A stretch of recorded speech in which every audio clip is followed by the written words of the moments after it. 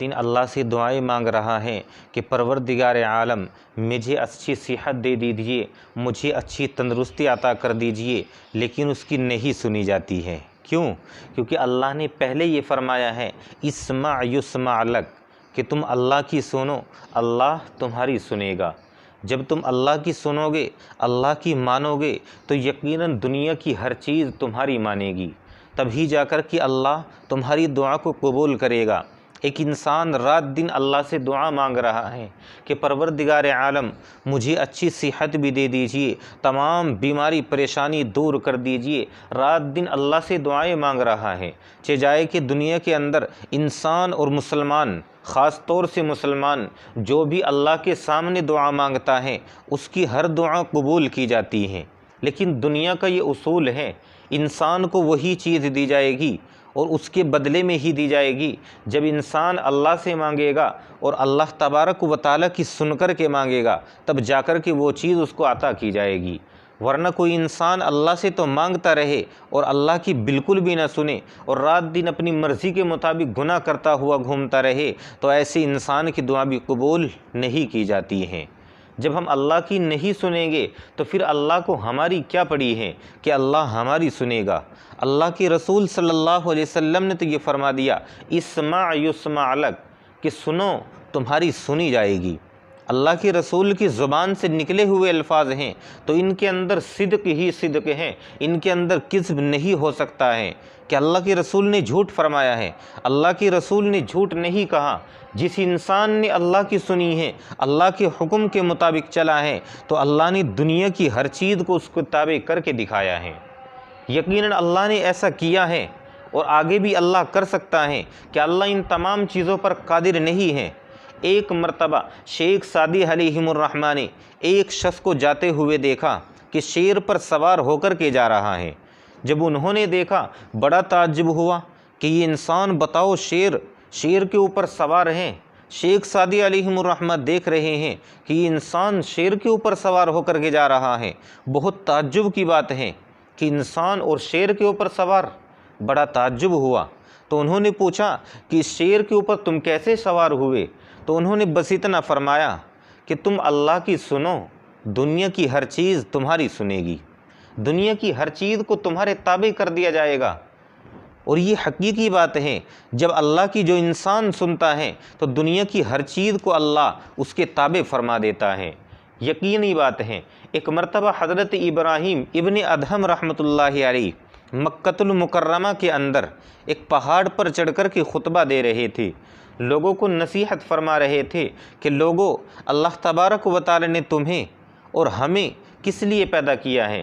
دنیا کی ہر چیز کو تیرے لیے پیدا کیا ہے، اس انسان کے لیے بنائی ہے دنیا کی ہر چیز، لیکن اس انسان کو اللہ نے اپنے لیے بنایا ہے کہ انسان کو ایسا ہونا چاہیے، انسان دنیا کی ہر چیز سے فائدہ اٹھائے لیکن عبادت کس کی کرے؟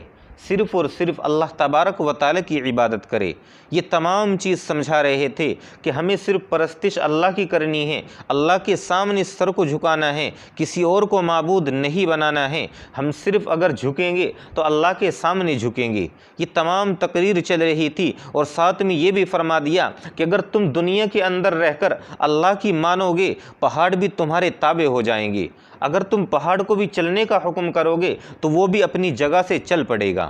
اتنا سننا تھا کہ جس پہاڑ پر کھڑے ہو کر حضرت ابراہیم ابن ادہم رحمۃ اللہ علیہ خطبہ دے رہے تھے، لوگوں کو نصیحت کر رہے تھے، اتنے میں وہ پہاڑ چل دیتا ہے۔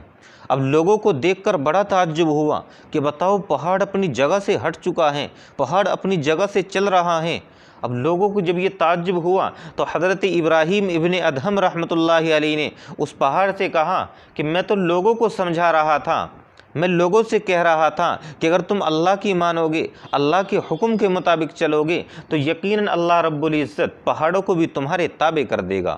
دنیا کی تمام مخلوقات تو کیا چیز ہیں، شیر اور چیتا تو کیا چیز ہیں، بلکہ دنیا کی ہر چیز تمہارے تابع ہو جائے گی۔ اور پہاڑ اپنی جگہ سے چل چکا ہے، پھر پہاڑ کو حکم دیا کہ تم ٹھہر جاؤ، تو وہ پہاڑ وہاں پر ٹھہر گیا۔ لوگوں کو اس طریقے سے بڑا تعجب ہوا تھا، لیکن یہ حقیقی بات ہے۔ اللہ کے رسول صلی اللہ علیہ وسلم نے جو فرمایا ہے کہ اسمع یسمع لک، کہ تم سنو اللہ کی، اللہ تمہاری ضرور سنے گا۔ خدا کی قسم ایک مرتبہ انسان اللہ کا ہو کر کے تو دیکھے کس طریقے سے اللہ رب العزت اس انسان کو نوازتا ہے۔ جب اللہ تبارک و تعالیٰ ایک پہاڑ کو اپنی جگہ سے ہٹا سکتا ہے، اپنے بندے کی ایک نصیحت سن کر، اور اپنے بندے کی ایک نصیحت سن کر اللہ رب العزت اس نصیحت کی وجہ سے اس پہاڑ کو اپنی جگہ سے ہلا سکتا ہے، کہ دنیا کی کون سی چیز ہے کہ تمہارے تابع نہیں ہو سکتی ہے؟ دنیا کی ہر چیز تمہارے تابع ہو جائے گی۔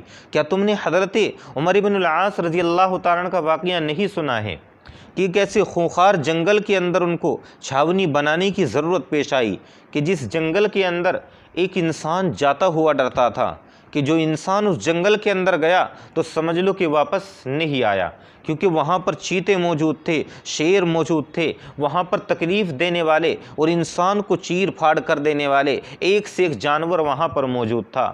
اس جنگل کے اندر طرح طرح کے تکلیف دینے والے جانور موجود تھے، اور مسلمانوں کو ایک مرتبہ وہیں پر ٹھہرنے کی ضرورت پیش آ گئی۔ اب صرف ایک آواز لگائی، حضرت عمر بن العاص رضی اللہ تعالیٰ نے صرف ایک آواز لگائی اور یہ کہا کہ غلامان مصطفیٰ کو آج اس جنگل کی ضرورت پیش آئی ہے، اس لیے میں تمہیں حکم دے رہا ہوں، اللہ کے حکم سے تمہیں حکم دے رہا ہوں کہ اس جنگل کو خالی کر دو۔ اللہ نے تمام جانوروں تک، ان کے کانوں تک یہ آواز پہنچا دی۔ خدا کی قسم جتنے جانور وہاں پر موجود تھے، چہجائے کے سانپ اپنے بلوں کے اندر بیٹھے ہوئے تھے، اسی طریقے سے چیتے، بھیڑیے، جو بھی وہاں پر جانور موجود تھے، سب کے سب جنگل خالی کرنے پر لگ گئے، اور تمام کا تمام جنگل خالی کر دیا۔ کیوں؟ اس لیے کہ وہ لوگ اللہ کی سننے والے تھے، رسول اللہ کی ماننے والے تھے، نبی اور رسول کی، نبی کی، اور اسی طریقے سے اللہ تبارک و تعالیٰ کی طرف سے جو بھی انہیں حکم دیا جاتا تھا، چاہے وہ ان کی مرضی کے مطابق ہو، وہ ہر حکم کی تعمیل کیا کرتے تھے۔ لیکن آج مسلمانوں کا حال دیکھو، مسلمانوں کا حال کیا ہے؟ مسلمان آج یہ چاہتا ہے کہ میں نہیں بلکہ شریعت میری مرضی کے مطابق ہونی چاہیے۔ یعنی مسلمان یہ کہنا چاہتا ہے کہ میں جو عمل کروں گا اپنی مرضی کے مطابق عمل کروں گا، شریعت کے اوپر عمل نہیں کروں گا۔ کہ تب جا کر کے تیری سنی جائے گی؟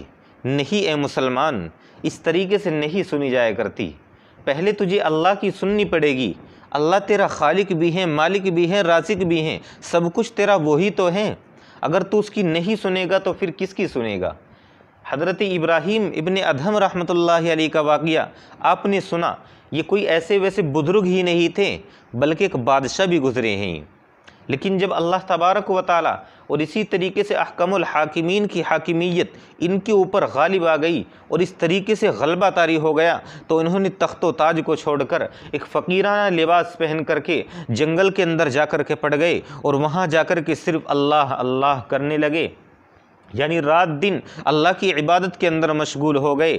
ایک دوسرے انسان کو وہاں پر بادشاہ مقرر کر دیا گیا۔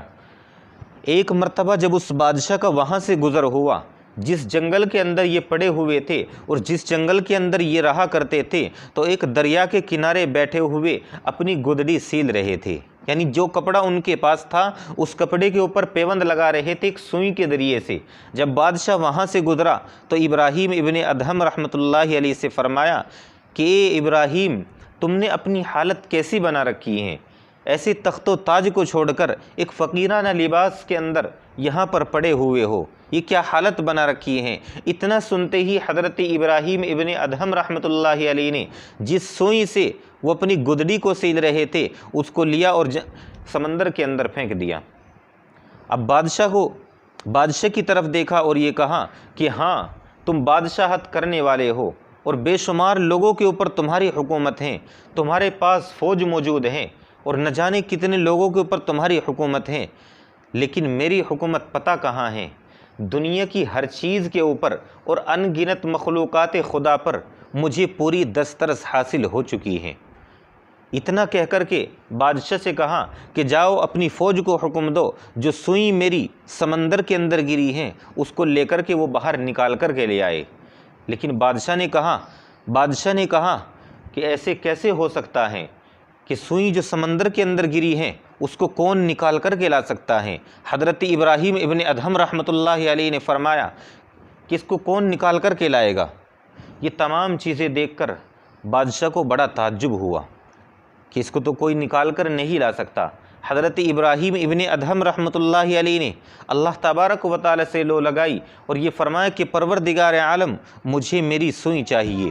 اتنا سننا تھا کہ فوراً سمندر کے اندر جتنی مچھلیاں تھیں، کوئی سونے کی سوئی لے کر کے باہر آئی اور کوئی کس طریقے کی سوئی لے کر کے باہر آئی، لیکن حضرت ابراہیم ابن ادہم رحمۃ اللہ علیہ نے فرمایا کہ نہیں، مجھے میری سوئی چاہیے، مجھے صرف میری سوئی چاہیے۔ اتنے میں ایک مچھلی آئی اور آ کر کے وہی سوئی نکال کر کے سمندر کے اندر سے لے کر آئی اور لا کر کے وہاں پر رکھ دی، اور یہ کہا کہ یہ دیکھو